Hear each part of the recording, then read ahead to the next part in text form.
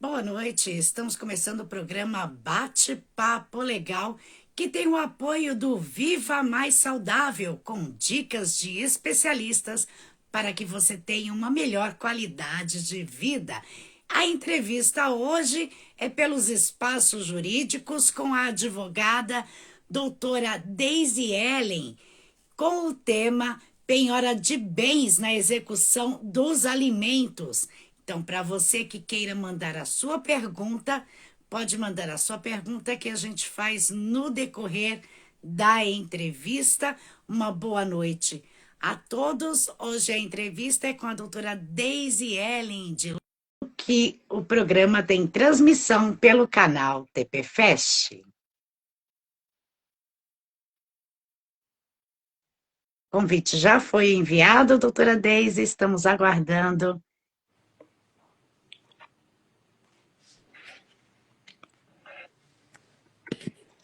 Boa noite, doutora.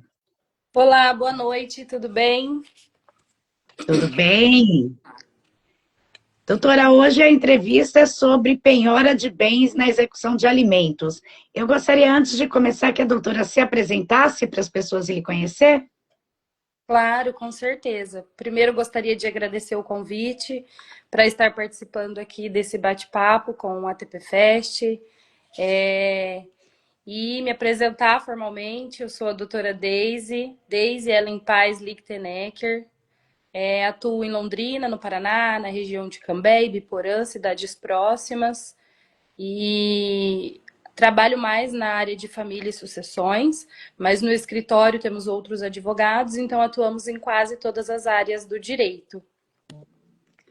E, doutora, eu já começo, então, a perguntar quando que é possível solicitar a penhora de bens pelo não pagamento da pensão alimentícia? Tá. Primeiro, eu gostaria de esclarecer que existem duas formas de execução de alimentos. Existe o rito da prisão, a gente pode executar o não pagamento de pensão alimentícia pelo rito da prisão ou pelo rito da penhora. Isso, eu quis falar sobre o rito da penhora porque desmitifica um pouco aquela ideia de que eu só posso cobrar os últimos 3 meses. E não funciona bem assim. Os últimos 3 meses de pensão atrasada, você só pode cobrar pelo rito da prisão. Então, você só vai poder pedir a prisão do devedor dos últimos 3 meses de alimentos que estiverem atrasados. Porém, nós podemos cobrar qualquer tempo, qualquer período, né, ou valores ali, mas pelo rito da penhora de bens. Ok. E quais são os bens que podem ser penhorados na execução dos alimentos?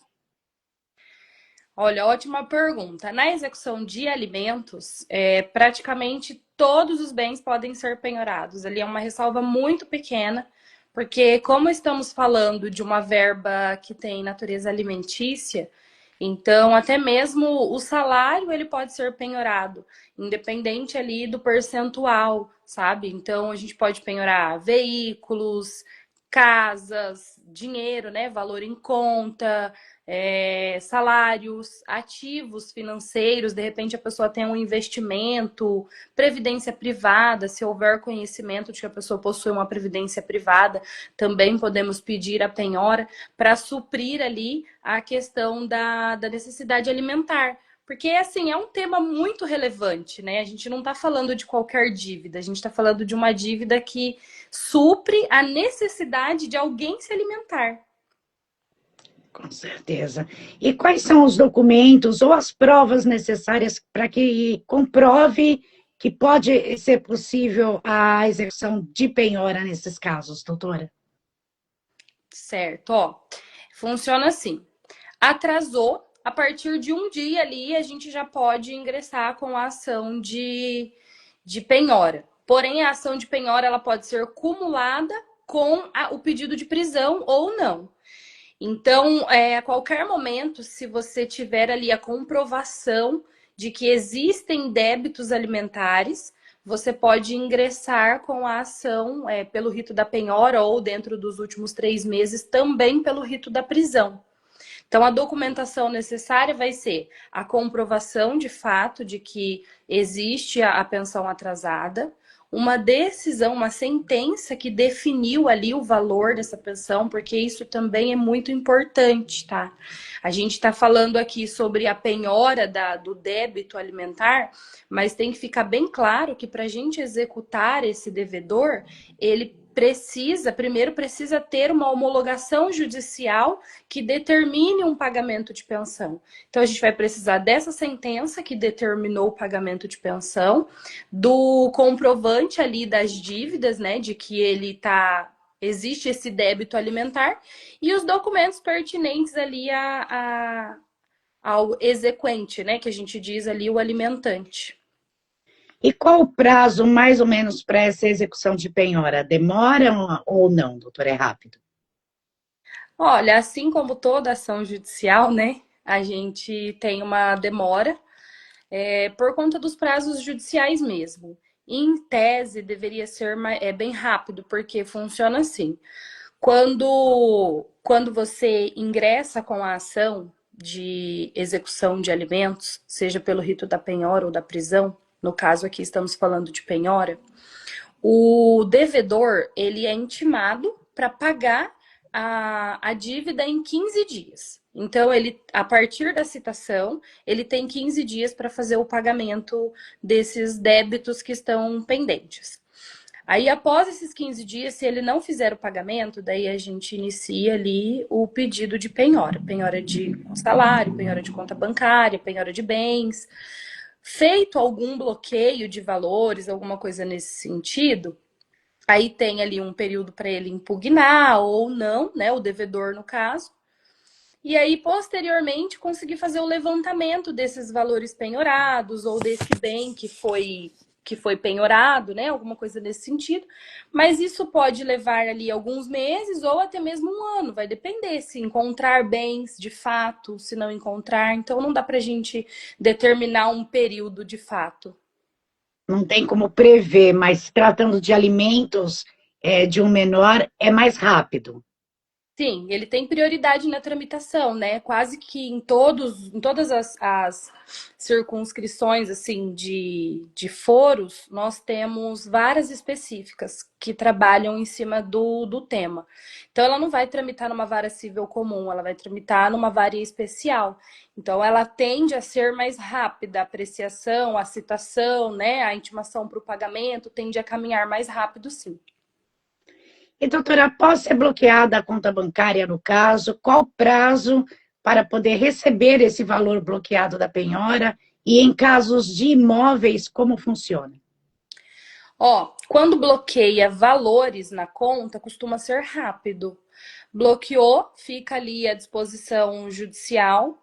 Aí o juiz geralmente intima o devedor para ele apresentar uma impugnação ou demonstrar que aquele valor não podia ser penhorado, algo neste sentido. E caso ele não faça, geralmente ali uns 15 dias já consegue converter em penhora, né? Esse valor, após o bloqueio, converte em penhora. E convertido em penhora ali uns 15 dias, a gente consegue fazer o levantamento de alvará. Justamente pelo caráter de urgência, né? Do valor bloqueado, porque tem natureza alimentícia. E a partir de quanto tempo é possível entrar com essa ação judicial solicitando a penhora? A doutora disse no início da entrevista que a partir mais ou menos do primeiro dia de atraso, é isso mesmo? Isso, não tem assim exatamente como se diz, preciso aguardar, venceu, preciso aguardar 30 dias ali, não.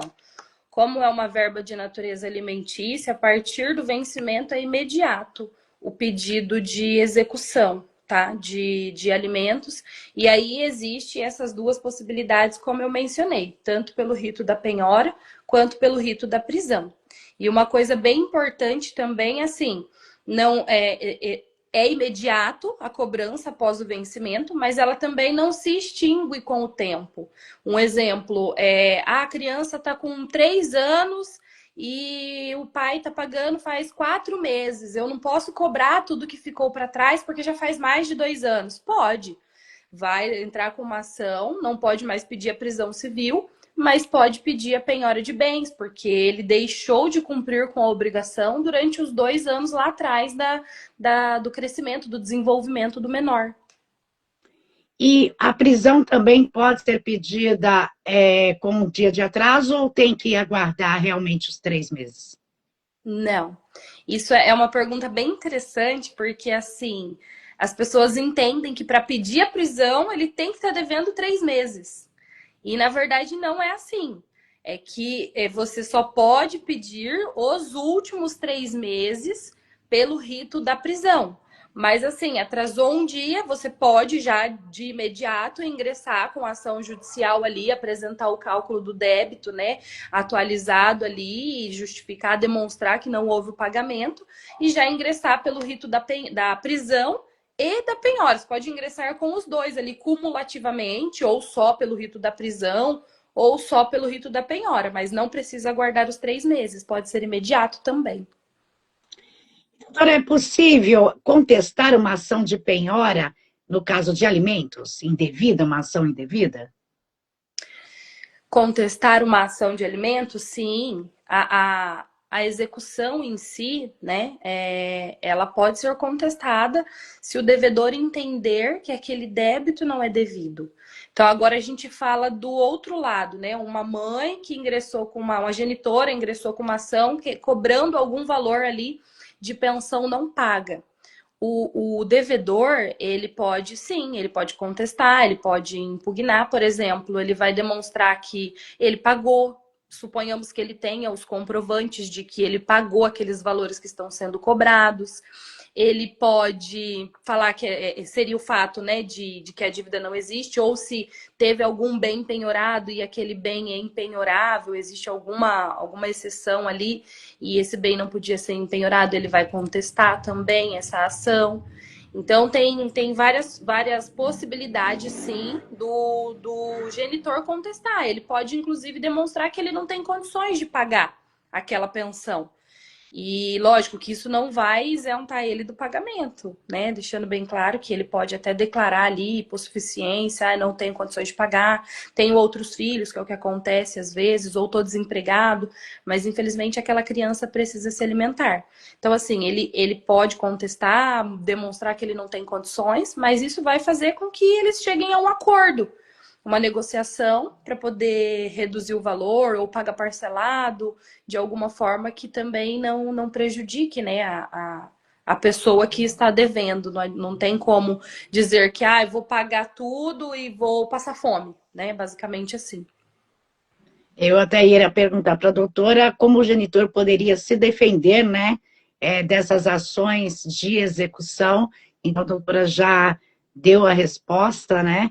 Eu vou perguntar agora, então, qual a importância de procurar assessoria jurídica para analisar qual a melhor forma de se entrar com uma ação, seja de penhora, seja de prisão. Então, eu gostaria que a doutora falasse dessa importância. Sim.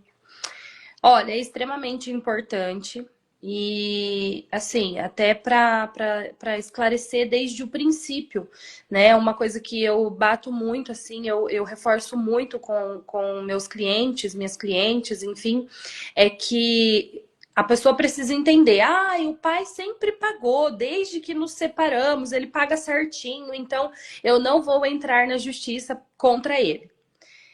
Não é entrar na justiça necessariamente, mas precisa estar homologado.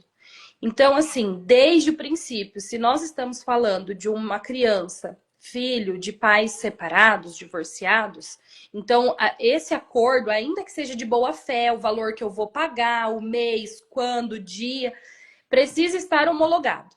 Então, já começa por aí a necessidade de ter um advogado. E aí, posterior a isso, para você saber qual é o caminho, se eu vou pelo rito da prisão, se eu vou pelo rito da penhora, o que eu preciso ter, quais são os documentos que eu vou precisar juntar. Então, para tudo isso, é muito importante que você esteja devidamente assessorado por um profissional da área jurídica, que vai saber te conduzir ali no melhor caminho, até porque estamos falando de uma verba alimentar, que supre a necessidade de um menor que precisa daquilo ali para se alimentar. Então, a gente precisa estar bem assessorado para poder conseguir da forma mais rápida possível. E, doutora, quando se deve entrar com o rito de prisão? De prisão seria nesse caso, olha, atrasou os meses recentes, os últimos 3 meses, né? Aí a gente consegue, a partir dali, todo o vencimento, a gente consegue pedir execução. No rito de prisão, o devedor ele é intimado para pagar em 3 dias. Por quê? Porque a verba ela é necessária naquele momento. Naquele mês ele não está pagando. Então o juiz determina o pagamento em até 3 dias. Se ele não fizer o pagamento, a gente já pode pedir a prisão, tanto a prisão quanto a penhora, tá? Então, a importância de ter uma assessoria é essa, saber o que eu vou cobrar. Se eu vou cobrar o mês passado que ele não pagou, o mês retrasado ou esse mês, então eu preciso entrar pelo rito da prisão. Doutora, eu vou fazer uma pergunta, porque muitas vezes as pessoas têm dúvidas, que o genitor acaba ficando preso no máximo 3 meses, e isso não obriga ele do pagamento. Deu aquele prazo, o juiz libera no caso. Isso permanece ainda, doutora, ou houve alguma mudança nesse sentido? Ainda é assim. A prisão civil, ela pode ser decretada de 30 a 90 dias. Então, essa determinação vai de cada juiz. E esse período, se o devedor ficar de fato preso, se ele não pagar ou se ele não fizer um acordo para poder sair, ele cumprir esse período de até 90 dias preso, ele vai cumprir, como se diz ali, esse período e por aqueles valores ele não pode mais ser preso, tá? Então, assim, daí nesse caso a gente teria que iniciar a cobrança pelo rito da penhora. Não sei se ficou claro, que é uma coisa que as pessoas me perguntam muito, falam assim, mas ele já foi preso uma vez, então ele não vai poder ser preso de novo. Por aqueles valores, não. Mas se ele atrasar de novo a parcela a pensão mensal, pode ser preso novamente, mas não por aquele período que ele já cumpriu lá recluso. Tá certo. E a gente vai para o quadro Perguntas e Respostas dos Internautas. Vou começar pela live aqui. A Laís está me passando que teve uma pergunta do grupo jurídico, que é do Wagner, da Bahia. Ele pergunta, gostaria de saber se um bem foi penhorado. Como saber se um bem foi penhorado? Certo. Para saber se um bem foi penhorado, geralmente a gente busca no cartório. Quando a gente pede no cartório de registro, onde o imóvel está registrado, uma certidão negativa daquele imóvel ou até uma matrícula de inteiro teor, lá vai constar a anotação de penhora. Quando ocorre uma penhora judicial, automaticamente é comunicado o cartório, onde está registrado o bem, e precisa ser anotado na matrícula desse imóvel, tá? Se for veículo, aí a comunicação ela é feita para o Detran. Então, aí comunica, anota lá, e daí ele fica restrito à venda. Então, depende muito de qual bem é penhorado. E a gente vai para a pergunta da Patrícia, que foi enviada pelas redes sociais. A Patrícia é de São Paulo e ela mandou: boa noite, doutora. O pai do meu filho possui um carro, casa, mas não está no nome dele, justamente para não ser penhorado. Como eu posso provar para poder fazer essa penhora solicitando os pagamentos não pagos atrasados? Essa é uma situação bem corriqueira, viu, Patrícia? É bem complicado de te dar um caminho, assim, porque é uma situação para cada caso, sabe? Se de fato a pessoa não tem registro no nome dela, é um pouco complicado. Mas existe alguns meios ali, sim, em que nós conseguimos comprovar que aquela pessoa... Vou dar um exemplo. É a nova, ele tem uma atual companheira e o veículo está no nome dela. Bom, não fica tão difícil da gente provar que essa pessoa tem parte nesse veículo. Eles estão juntos, dividem os lucros e as despesas da família, então não fica tão difícil a gente provar que esse veículo, pelo menos parte dele, também pertence ao devedor. Mas daí a gente tem que analisar cada caso. Mas existe ali alguns meio termos que a gente consegue buscar para comprovar, sim. E a gente vai para a pergunta da Jacira, que é do Rio de Janeiro. A Jacira enviou: boa noite, doutora. O pai do meu filho é da Marinha e ele paga 30% do salário. O juiz determinou 42%, mas só está caindo os 30%, descontado da folha da Marinha. Eu gostaria de saber se eu preciso entrar com uma execução novamente, pedindo atualização para a Marinha ou para ele. Como eu devo fazer? Nesse caso aí, como o pagamento é descontado em folha, precisa ser notificado o empregador, né? Nesse caso, precisa ser notificado a Marinha que não está sendo retido o valor correto. Então, o que daria para fazer seria, na mesma ação, pedir para o juiz que determinou os 42% expedir um novo ofício, ou até mesmo, a depender do período em que ele vem pagando, a diferença que isso está gerando em valores, iniciar uma execução, porque nós estamos falando aí de 12% ao mês. Digamos que já tenham se passado ali em média de 6, 8 meses, a gente já tem um valor que faria diferença para esse menor na alimentação. Então, daria para ingressar tanto com a execução, quanto pedir no processo principal ali que foi determinado, a expedição de novo ofício para o empregador. Ok. E a gente vai com a pergunta do Luiz Cláudio. O Luiz Cláudio é de Londrina, no Paraná. Ele está com a gente pelo site. Ele manda: boa noite, doutora. Eu perdi meu emprego há 7 meses. Estou fazendo bico para sobreviver. A mãe do meu filho disse que vai entrar com uma execução de penhora da casa, mas é o único bem que eu tenho. Ela pode fazer isso? A minha mãe mora comigo, é doente e acabou ficando mais doente devido a essa ameaça. Se o imóvel estiver no seu nome, ainda que ele seja o seu único bem, ele pode ser penhorado sim, tá?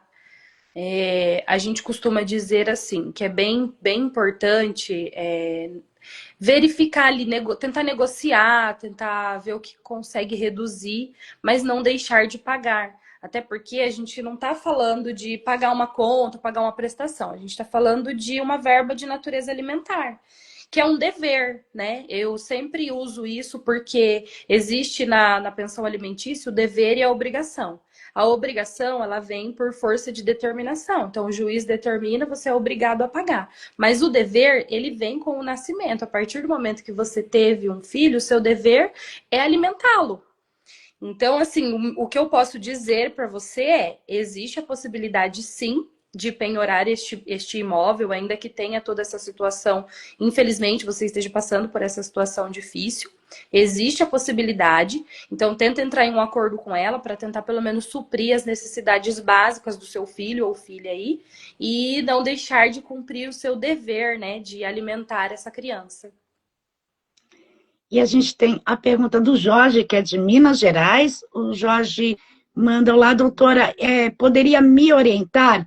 Eu já fui preso por atraso de pensão por 8 meses, que estava atrasado. Fiquei 3 meses preso, saí há poucos dias e não estou conseguindo emprego devido justamente a esta prisão. A mãe do meu filho está ameaçando colocar novamente na justiça, pelos atuais. Eu posso ser preso novamente? Jorge, essa é uma questão até que eu comentei já, que pelos atrasados que você tinha e que você permaneceu esses 3 meses preso, você não vai ser preso novamente. Mas se você não conseguir pagar daqui para frente, você pode novamente ser preso. Então, assim, tenta o máximo que você puder, nem que tiver que fazer ali um bico, né, que a gente fala, trabalhar por dia, alguma coisa para tentar suprir esses alimentos, ao menos que em partes, né, para poder suprir a necessidade do seu filho ou da sua filha aí, porque você pode ser preso de novo. E a gente está com a Ângela pelo site. Ela é de São Paulo e está mandando: boa noite, doutora. Meu irmão está em dia com a pensão atual, mas existe 2 anos em atraso. Ele entrou sócio comigo na minha empresa com 20%, faz 2 meses. A minha empresa pode vir a ser penhorada? Como funciona nesses casos? Então, a empresa em si não seria feita a penhora da empresa. O que poderia ser pedido nesse caso seria a penhora dos lucros que pertenceriam a ele. Se ele entrou com 20%, ele tem um capital de investimento e a partir disso tem ali um prolabor ou os lucros, né, da empresa. E aí esse lucro da empresa ou um proporcional ali do prolabor dele pode ser penhorado sim. Ok? E a gente tem a pergunta da Melissa, que foi enviada pelas redes sociais. Ela pergunta, doutora, o pai da minha filha está com pensão atrasada há 1 ano e 2 meses. Entrei com um pedido de prisão. No dia que ele foi para ser preso, ele sofreu um acidente e está impossibilitado de andar já faz 15 dias, pois quebrou as 2 pernas. Como funciona agora e como eu devo proceder? Olha, uma ótima pergunta. Já até tive um caso parecido aqui no escritório. De fato, ele não vai ser preso agora nesse momento por conta da condição de saúde dele, mas ele não vai ser isento do pagamento dessa pensão, tá? Então, assim que ele se recuperar, essa ação continua. Ela não cumpriu a finalidade, não houve a prisão, não houve penhora, não houve pagamento. Então, ela continua, ela não se encerra ali por conta do acidente que ele teve. Precisa ver ali se ele estava trabalhando registrado, se ele tem algum tipo de seguro, né, junto ao INSS, para poder tentar buscar ali esses valores de alguma forma, mas ele vai ser obrigado a pagar. Pode até protelar um pouquinho a situação por conta do quadro de saúde, mas ele vai ser obrigado a pagar sim. E a gente tem a última pergunta enviada pelas redes sociais, que é da Patrícia, de Belo Horizonte. A Patrícia manda: boa noite, doutora. Eu gostaria de saber quais os meios de provar os bens, já que o pai da minha filha não possui nada no nome dele, e sim está tudo no nome da mãe. Eles têm carro, empresa, imóveis. Sempre eu solicito os alimentos e o juiz informa que ela não é parte do processo. Olha, nesse caso, assim, é que é muito relativo a gente falar sem analisar o caso concreto, né? Mas assim, o que eu faria? Analisaria ali a situação como um todo. Se esse genitor não tem emprego, não tem registro, não tem vínculo com empresa, não tem nada que obrigue ou que consiga fazer ali a penhora de bens, eu tentaria de fato direcionar essa cobrança para a mãe dele e comprovar que ele trabalha com ela, que a empresa também pertence a ele, que ele seria possivelmente herdeiro ou até mesmo desses bens que um dia vão pertencer a ele, né? Eu tentaria direcionar essa cobrança para a mãe dele. E, doutora, eu gostaria que a doutora falasse os seus contatos para quem quiser segui-las nas redes sociais, quiser acompanhar o trabalho, tirar esclarecimento, como pode estar fazendo? Claro, eu tenho o meu Instagram pessoal, né? Que é esse que eu estou acessando aqui, que é Deise Bruno Lichtenegger, é meio difícil de falar. E tem o Instagram profissional, que é um pouco mais fácil para quem quiser seguir. É @LLJ Advocacia. Tem uma logo azulzinha, é bem facinho de encontrar no Instagram. E, doutora, faltou falar algo sobre o tema da entrevista que a doutora gostaria de acrescentar? Olha, só queria acrescentar assim, o meu conselho, a minha orientação para os genitores, né, tanto o pai quanto mãe, que sempre priorizem o melhor interesse da criança. Porque quando tratamos de pensão alimentícia, estamos lidando com uma criança que está em desenvolvimento, que precisa se alimentar, que precisa suprir as necessidades básicas. Então, o meu conselho é: pensem sempre no melhor interesse da criança, esforcem-se para que possam pagar um valor considerado justo, para que não tenhamos essas questões nem penhora, nem prisão, e que a criança possa ter ali as suas necessidades atendidas. Certo, doutora. E a gente vai para o quadro Falando a Verdade, que é uma pergunta específica para a doutora, e a pergunta é: o que o direito representa para você? É uma pergunta bem interessante. Assim, o direito para mim é a minha vida, né? Eu sou uma pessoa extremamente grata à profissão que eu escolhi, tenho uma realização muito grande quando eu estou em uma audiência, quando eu estou buscando o direito de alguém, quando eu represento, né, o direito de alguém. Então, para mim, o direito ele representa exatamente isso, uma vida, porque tudo o que nós vivemos ele se traduz aos nossos direitos, né? Direitos desde o nascimento até a morte. Então, nós, advogados, somos meros portadores da lei, somos representantes de alguém que precisa buscar os seus direitos. Então, para mim, o direito é isso, é vida. E eu gostaria de agradecer a sua presença aqui no programa Bate-Papo Legal, tirando as dúvidas dos internautas, esclarecendo. Foi uma excelente entrevista, bastante esclarecedora. Então, eu gostaria de agradecer à doutora pela sua presença aqui nesta noite. Eu que agradeço. Agradeço a vocês pela oportunidade, agradeço a você pelo bate-papo. Foi muito interessante falar, tratar. E quem tiver interesse, precisar de mim, né? Atendemos aí de forma online a todo o Brasil e estarei à disposição aí nessa busca pelos direitos. E eu gostaria que a doutora falasse novamente os seus contatos das redes sociais, do escritório e o particular. Sim, o meu Instagram pessoal é @Daisy com Y, Bruno Lichtenegger, Lichtneker, e o profissional é @LLJ Advocacia. É isso aí, pessoal que está acompanhando a nossa entrevista, pode estar seguindo a doutora Daisy pelas redes sociais e acompanhando o trabalho dela.